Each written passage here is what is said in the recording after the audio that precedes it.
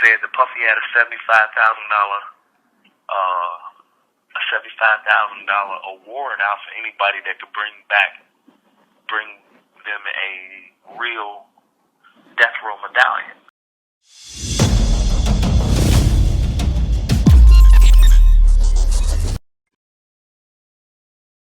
We did this first one. Pac was really feeling that the toss it up joint, especially because it had Aaron Hall and Casey and JoJo, and just the energy of recording that record. When we recorded that record, he was really into Toss It Up. And they came up with this idea that we were supposed to be doing the video. It was going to be on a beach scene, and we all were coming from some other party, dressed in suits, and we were going to be jump out of a helicopter, jump out of a plane with parachutes on to get to this party on the beach. And shit just didn't come out to plan when they seen it. Just didn't look right. Us dressed the way that we were on the beach, the concept didn't come across right. Pac and them didn't like it, so they decided to do the second video, which you guys seen where I would say Lisa Ray was introduced to the world in the second video when we went to this warehouse, if I'm not mistaken, over by Slauson in LA to do that video. Mm-hmm. The second Toss It Up. It was shot in September, and it was probably 8 or 9 days before Pac's death. That was the last video shoot. We shot that video and got on the road and drove to Las Vegas to be down there for the fight.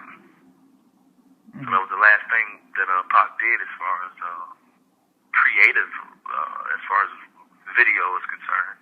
That was the last video set that he was on, was Toss It Up.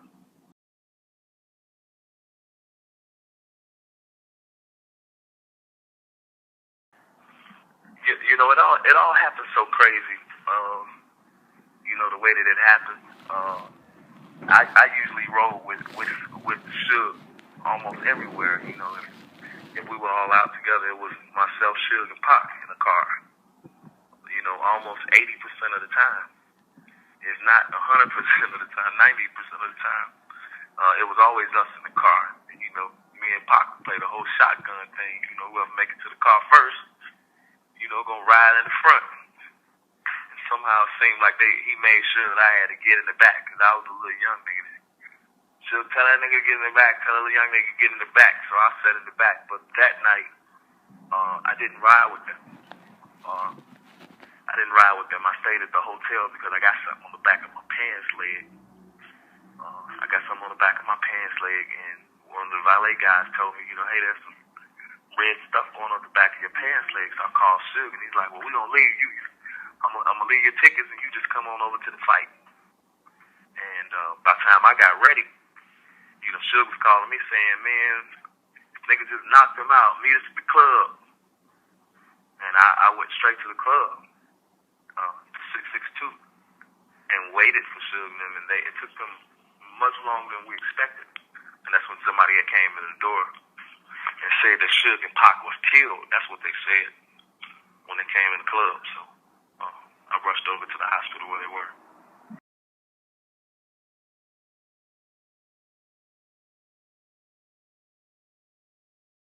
I think it's, what a lot of people don't understand, that it was just a little more deeper than, I think, rest in peace, Orlando. I think it was just a little more complicated and different.